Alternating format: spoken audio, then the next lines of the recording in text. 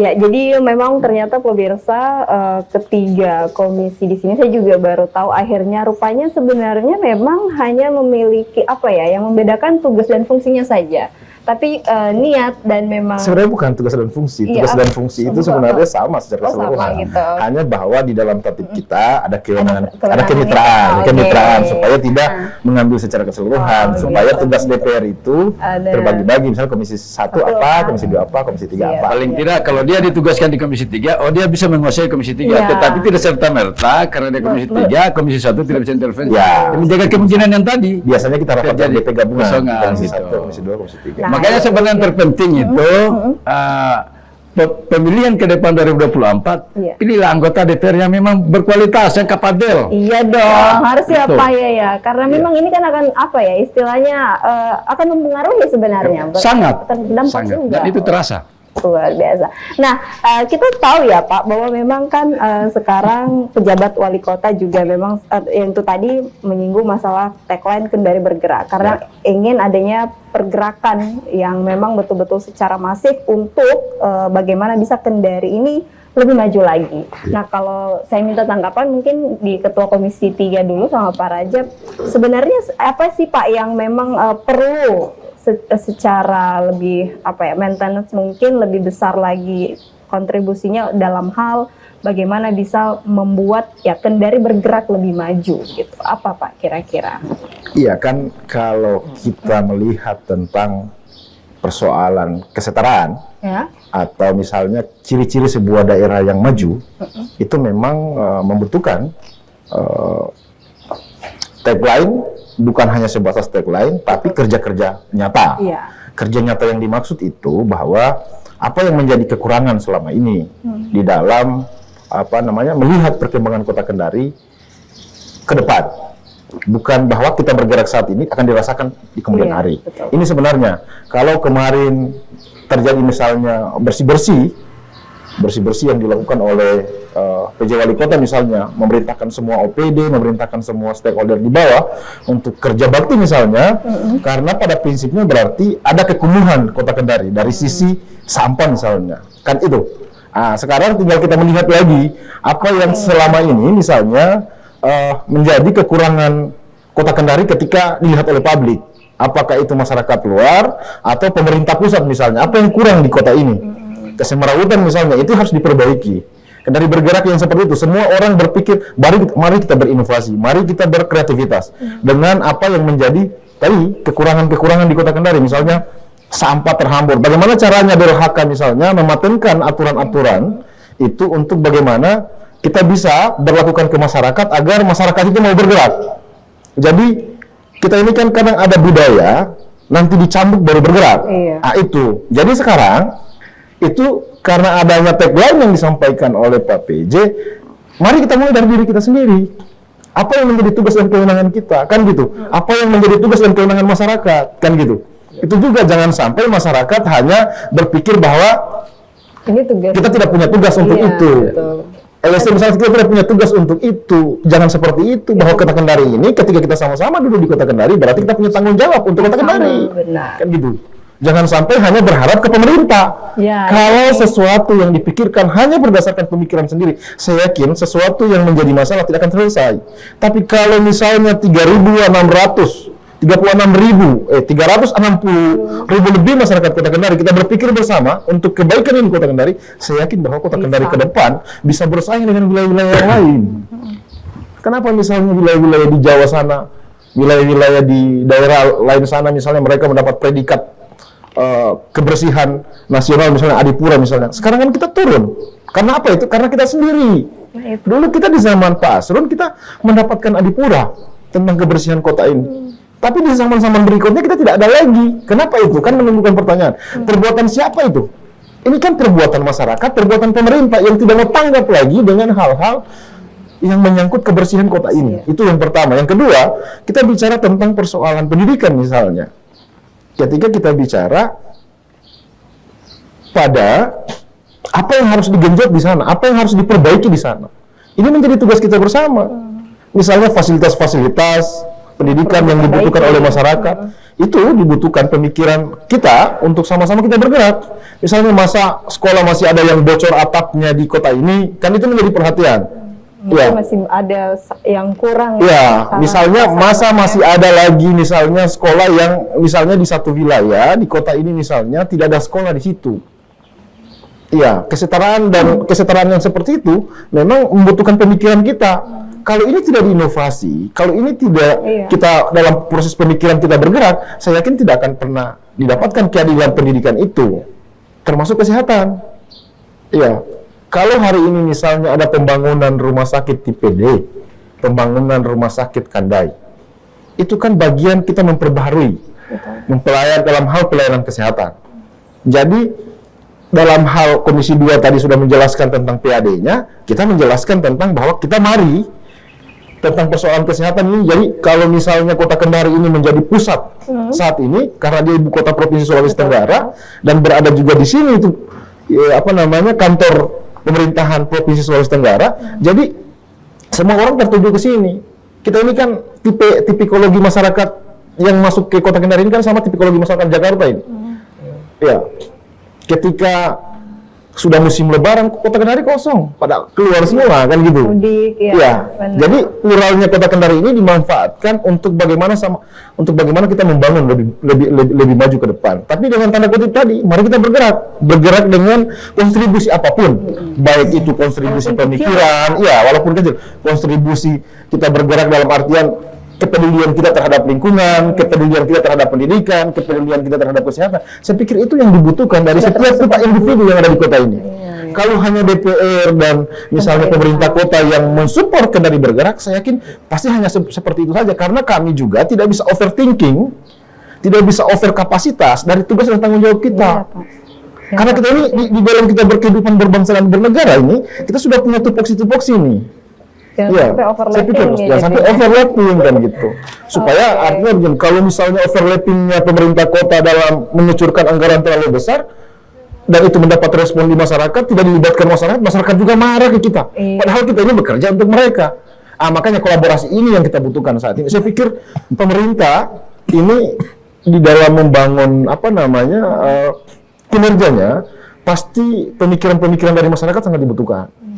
Karena yang dikelola siapa? Masyarakat. Kan masyarakat. Betul. Kan gitu. Saya pikir seperti itu. Oke, luar biasa ya. Jadi memang penting sebenarnya satu kata ya, kalau yang saya maknai adalah kolaborasi di sini. Jadi pemerintah tidak mungkin bisa bekerja secara penuh tanpa dukungan masyarakat, tanpa pemikiran masyarakat. Begitu juga sebaliknya. Nah, kalau dari Ketua Komisi 2, Pak Rizky bagaimana? Khususnya mungkin di Komisi 2 juga kita tahu bahwa pariwisata, UMKM ini kan menjadi salah satu penyumbang kontribusi juga khusus PAD. Kalau bicara PAD lagi tentu akan berdampak pada kemajuan daerah kita. Nah, bagaimana ini menyikapi dengan tagline Kendari bergerak ini, Pak Rizky? Saya pikir Kendari bergerak ketika dicanangkan oleh Pak pejabat wali kota ini sangat tepat saya pikir, karena tadi seperti di awal saya sampaikan bahwa Kota Kendari dari masa krisis, kalau saya bilang pandemi, kemudian beralih, kemudian sekarang masa-masa transisi yang kemudian kita inginkan semua grafik kehidupan masyarakat ini meningkat dari tatanan sosial, tatanan ekonomi dan lain sebagainya. Nah, saya pikir secara filosofis, secara umum Kendari bergerak artinya menginginkan semua elemen bergerak. Pemerintahnya bergerak, DPRD kotanya bergerak, kemudian masyarakatnya bergerak, serta seluruh stakeholder yang hadir di Kota Kendari yang menginginkan Kota Kendari ini maju, ini bergerak secara bersama. Artinya memang secara filosofis Kendari bergerak ini sangat tepat. Kemudian kalau saya coba melihat arti dari apa yang kemudian sudah disampaikan Pak pejabat wali kota, Kendari bergerak bersih. Tadi sudah disampaikan Ketua Komisi 3 bahwa memang kemarin kita sudah dapat bocoran-bocoran terkait dengan kebersihan Kota Kendari sampai hari ini memang kalau saya bilang belum tertangani secara serius. Di beberapa titik kota masih sangat kotor. Persampahan kita masih belum dikelola secara baik. Nah, saya pikir inilah tantangan-tantangan yang akan datang, yang akan coba dikelola oleh teman-teman pejabat wali kota dan teman-teman OPD teknis. Nah, kemarin Kendari bersih, kita coba lihat, saya coba telisik. Memang kedepannya, insya Allah, mudah-mudahan nanti akan ada satgas kebersihan. Dan kalau tadi korelasinya sampai kepada keinginan kita untuk bagaimana masyarakat bisa ikut serta dalam proses kebersihan di seluruh Kota Kendari, nanti Satgas Kebersihan ini akan merekrut masyarakat sekitar di kelurahan, di tingkat RW dan RT untuk ikut bersama. Dan terbentuklah Satgas di tingkat kelurahan. Nah, saya pikir ini juga koordinasi kita. Saya coba ingatkan mungkin Ketua Komisi 3, Ketua Komisi 1 ini di tahun yang lalu kita pernah rapat kerja dengan teman-teman DLHK, bagian pemerintahan dan lain sebagainya membahas terkait dengan kebersihan. Dan memang hasil dari rapat kerja kita itu menghasilkan sebuah kesimpulan, kita menginginkan dari mekanisme cara pembersihan, persampahan dan lain sebagainya di Kota Kendari ini dialihkan ke tingkat kelurahan dan kecamatan. Kita coba melihat regulasi yang ada di kecamatan terkait dengan regulasi yang sudah kita perdakan kemarin di kecamatan mengadakan yang namanya TPST, tempat pembuangan sampah terpadu. Jadi itu menjadi tempat pembuangan sampah akhir dari semua kelurahan yang ada. Kelurahan merekrut Satgas Kebersihan di tingkat RW dan RT. Nanti inilah yang bekerja, sehingga apa yang saya sampaikan kalau tidak salah di Sultra TV juga, evaluasi nantinya di tingkat kelurahan akan sangat mudah. Jadi kelurahan-kelurahan yang tidak bersih nantinya gampang kita evaluasi. Dan kami di DPRD Kota Kendari akan dengan sangat giat untuk melihat semua kinerja kelurahan nantinya. Dan itulah yang akan menjadi salah satu faktor untuk kita akan sampaikan ke pejabat wali kota sampai 2024 nanti. Tapi mudah-mudahan kami terus berharap mudah-mudahan teman-teman di kelurahan semua pada akhirnya sadar ya.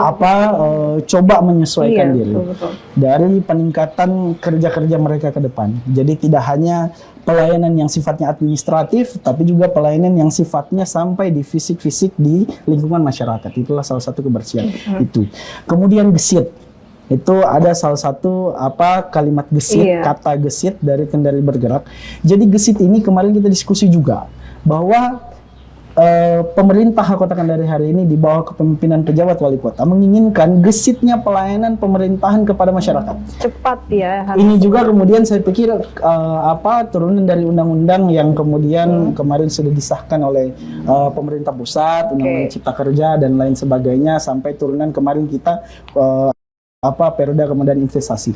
Jadi kita tidak menginginkan lagi ada penyulitan di tengah masyarakat, di tengah peningkatan ekonomi hari ini, kemudian ada penyulitan secara administratif. Iya, ini kan pasti akan berpengaruh ya Pak? Akan berpengaruh sangat besar. Kemudian, kalau saya masuk kepada lingkup kerja atau tupoksi kami di Komisi 2 yang langsung bermitra dengan teman-teman pariwisata, budaya dan perdagangan, tadi kan disinggung UMKM juga. Pariwisata kita memang sampai hari ini masih mencoba bangkit. Kebun raya kita dan lain sebagainya, pantai Nambo kita, saya sudah pernah sampaikan juga di Sultra TV bahwa memang ini adalah potensi-potensi daerah kita yang kemudian kita harus membangun secara bersama. Baik itu tatanan sosialnya, tatanan masyarakat adat istiadat, karena inilah yang akan coba memberikan nilai yang lebih dari semua potensi pariwisata kita. Contoh kayak Bali dan lain sebagainya. Tidak hanya pantainya yang mereka jual, tapi dengan kontekstual masyarakatnya. Dia membawa itu semua dan meramunya, memformulasikan, kemudian jadilah dia kota atau kabupaten pariwisata yang dikenal dengan adat istiadat masyarakatnya, budayanya, kemudian keindahan lautnya dan lain sebagainya. Saya pikir Kota Kendari juga tidak kalah dengan itu. Pasti bisa ya Pak. Itulah juga yang saya sudah sampaikan dalam beberapa rapat kerja kami dengan teman-teman pariwisata, bahwa kami menginginkan ada ekspos budaya di beberapa titik di wilayah Kota Kendari, di perhotelan dan lain sebagainya, kemudian ekspos pariwisata kita. Sehingga ketika wisatawan baik itu mancanegara maupun lokal datang ke Kota Kendari, nginap di Kota Kendari, melihat di beberapa postingan expose, oh ternyata kita mempunyai pariwisata ini dan lain sebagainya. Itu salah satu apalagi namanya giat-giat kita pemerintahan daerah untuk bagaimana memperkenalkan kepada halayak umum bahwa kita punya potensi-potensi ini. Tidak hanya itu, saya juga sampaikan bahwa hari ini benar-benar kita harus mempersiapkan fasilitas yang memadai. Saya sudah sampaikan kemarin, kami Kota Kendari juga kemarin wali kota sebelumnya saya sudah sampaikan juga pada waktu saya baru duduk di Ketua Komisi 2, saya sudah sampaikan untuk mempersiapkan yang namanya pelabuhan pariwisata. Karena kami menginginkan Kota Kendari ini menjadi penghubung dengan potensi pariwisata yang ada di Sulawesi Tenggara. Contoh kemarin saya bilang ada Labengki di Konawe Utara, ada Bokori di Konawe, ada pulau-pulau lain yang ada di Provinsi Sulawesi Tenggara. Dan kami menginginkan, kami menginginkan karena ibu kota Provinsi Sulawesi Tenggara adalah Kota Kendari. Kami menginginkan ketika wisatawan atau pendatang datang ke sini, ya mereka bisa transit sementara di sini menikmati makanan, menikmati perhotelan kita, menikmati jasa-jasa lainnya. Kemudian baru kita hubungkan melalui pelabuhan pariwisata, pergilah ke destinasi-destinasi pariwisata kita yang ada di Pantai Nambo juga salah satunya. Nah, ini yang saya sudah sampaikan di pemerintah Kota Kendari pada waktu yang lalu. Mudah-mudahan ini juga yang akan kita sampaikan ke pejabat wali Kota Kendari. Mudah-mudahan ini bisa diaktualisasi karena kemarin sudah disiapkan ada pelabuhan kita di Bungku Toko yang bisa dan siap untuk bisa kita apalagi namanya aktifkan yang namanya pelabuhan pariwisata. Luar biasa. Nanti kerjasama kita, saya juga sudah sampaikan di Sultra TV yang lalu, kerjasama kita antara kabupaten menyiapkan armadanya, kami menyiapkan pelabuhannya. Jadi apalagi namanya simbiosis mutualisme yang terjalin. Komunikasi kita kepada kabupaten lain sekitar yang kemudian punya potensi pariwisata ini terjalin dengan Kota Kendari. Kota Kendari menyiapkan jasanya. Artinya kembali lagi kepada PAD. Kita mengharapkan sebanyak-banyaknya masyarakat Jakarta, masyarakat Surabaya, bisa masyarakat sekitar Indonesia semuanya datang ke Kota Kendari, menginginkan ke Labengki, menginginkan ke Bokori, tapi transit di Kota Kendari, makan dan minum di warung kopi Kendari, dan nginap di hotel Kendari, berkontribusi lagi pada PAD. Tidak hanya itu, UMKM kita coba bangun karena ini adalah salah satu dasar kita kemudian menciptakan stabilitas ekonomi. UMKM kita coba bantu hari ini. Kita sudah koordinasi dengan teman-teman perdagangan. Memang hari ini masih berjalan sangat maksimal untuk membantu UMKM, kemudian menaikkan kelas mereka dari kelas lokal kemudian menjadi kelas nasional, dari kelas nasional menaikkan mereka menjadi kelas mancanegara. Mudah-mudahan itu terjadi semua. Cita-cita ini kan kita bercita-cita semuanya. Yang penting kan terus bergerak ya. Betul. Makanya kembali lagi filosofis Kendari bergerak ini sangat-sangat benar. Saya pikir menciptakan tatanan yang bergerak. Semua tatanan dari sisi pemerintahannya, masyarakatnya dan semua stakeholder yang ada. Itu siap Pak. Kalau Pak Lawama gimana nih Pak? Dalam Komisi 1. Jadi memang kayak filosofi Kendari bergerak ini sudah sangat pas ya. Kalau saya juga lihat, boleh silakan sambil makan ya? Boleh Pak, silakan dimakan. Gimana Pak? Boleh tanggapannya langsung Pak? Makasih Mbak Dian ya. Iya. Minta maaf kebetulan kemarin saya audiens dengan nggak ada papan namanya, Mbak Dian. Iya, nggak ada papan namanya Pak. Pak PJ kemarin. Jadi saya audiens dengan Pak PJ kemarin sangat banyak kita cerita tentang bagaimana sebenarnya tagline Kendari bergerak ini. Ternyata beliau memberikan masukan ke kami pada saat kemarin kita audiens bahwa tagline Kendari bergerak ini sebenarnya harapannya bukan saja pemerintah ya yang akan bergerak, tetapi tentunya harus didukung dengan masyarakatnya dan anggota parlemennya. Ini saya lihat filosofinya ini Kendari bergerak. Dan betul-betul beliau ini dengan tagline-nya ini dia tunjukkan bahwa hari ini memang dia sudah bergerak. Contohnya tadi apa? Yang seperti sampai Komisi 2 tadi mengenai masalah persampahan. Satgas kebersihan. Masalah persampahan ini, beliau ini sudah turun ke lapangan. Apa kendalanya? Apa masalahnya? Ya, apa masalahnya? Setelah dia lihat ternyata memang kurang pekanya intervensi yang membidangi itu sehingga terjadi penggelembungan sampah yang ada di tingkat bawah. Sehingga kemarin Pak PJ itu mengatakan bahwa sudah ada sampel yang dia ambil bahwa di setiap kecamatan itu dia menciptakan ada namanya bank sampah ya.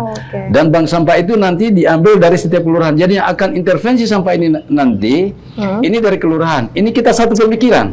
Dan kebetulan kan perdanya ini kita lagi ajukan untuk bagaimana menata tata cara pengelolaan persampahan.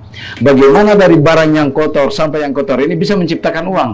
Itu saya lihat yang ada mindset Pak PJ hari ini. Dan PJ hari ini juga kemarin bahwa bagaimana caranya ini menggali potensi-potensi PAD kita. Seperti yang disampaikan sama Komisi 2 tadi, bagaimana kita punya destinasi wisata, destinasi wisata Nambo atau lain sebagainya yang jauh lah. Tetapi bagaimana kita bisa menciptakan PAD di sini? Seperti yang disampaikan Komisi 2 tadi, Ketua Komisi 2, bahwa bagaimana kita bisa membuat pelabuhan. Dan kemarin juga pihak Perumda kemarin itu sudah memikirkan. Tetapi ini kan karena pikiran Pak PJ ini, bahwa Perumda juga sudah mengamini bahwa oh iya, ini ada potensi nih. Kemarin, minta maaf ini, kemarin kebetulan kita banyak diskusi. Jadi Perumda ini sekarang berpikir bagaimana caranya menyiapkan di sini dermaganya, fasilitasnya. Setiap orang yang dari kejauhan, katakan tam-tam kita dari jauh mau ingin lihat kita punya destinasi wisata di Kota Kendari, umpamanya dia mau ke Labengki atau mau ke apa namanya ini yang dekat ini, Bukori. Ini sudah ada di punya dermaga. Dari sinilah mungkin sebenarnya untuk bisa menciptakan PAD. Ini saya lihat ini. Jadi masa berpikirnya Pak Wali ini dengan tagline Kendari bergerak, saya salut ya. Dan saya kemarin menyampaikan bahwa kami fraksi dari PD Perjuangan akan mendukung dengan penuh tagline daripada Kendari bergerak. Benar. Iya, insyaallah. Apapun bentuknya saya sampaikan kepada beliau bahwa kita akan tetap mendukung, dan harapannya beliau ke kita bahwa jangan pernah ada kata-kata sulit di Kota Kendari. Yang sulit itu hanya pikiran kita yang tertutup. Makanya berikan saya kesempatan bergerak, tentunya anggota parlemen Kota Kendari, dukunglah saya untuk bagaimana mencapai prestasi yang baik sampai 2024. Betul. Jadi kita harus sama-sama saling mendukung, sama-sama saling bergerak ya. Tentunya. Masyarakat sendiri jangan bergerak. Betul, jangan masyarakat juga apatis. Jadi jangan melihat namanya masyarakat ada anggota DPR turun reses. Terus masyarakat bilang, ngapain dengan resesnya anggota DPR? Tetap padahal itu reses anggota DPR sangat penting menentukan arah pembangunan ke depan, arah program mereka ke depan. Jadi proses untuk mengusulkan pembangunan itu ada dua hal. Pertanyaan lewat musrembang, kedua lewat reses anggota DPR. Ini jangan masyarakat sepelekan. Karena kalau tidak masuk di sini, ini tidak akan pernah dimasukkan dalam APBD. Apalagi sistem kita sekarang sudah sistem SPD. Kapan tidak masuk dalam sistem? Maaf saja. Biar bahasa kasarnya mau keluar kita punya biji mata, tidak akan masuk dalam program itu. Itu bahasa kasarnya. Jadi memang berarti masyarakat sekarang juga harus sadar. Harus sadar. Harus sama-sama memberikan kontribusi penuh lah kepada teman-teman di DPR dan juga kepada pemerintah kita. Karena saya yakin kalau ini sudah dilakukan, pasti Kendari akan terus bergerak lebih maju lagi. Nah, insyaallah. Baik. Saya yakin lah, saya secara pribadi saya yakin dengan kerja-kerja Pak PJ sekarang ini, bagaimana untuk mencapai bisa Kota Kendari walaupun hanya cuma 2 tahun, 2024 paling tidak Kota Kendari bisa smooth landing. Dalam arti kata bahwa paling tidak Kota Kendari hari ini masih terkungkung dengan utang. Paling tidak sampai 2024 kita tidak punya utang lagi.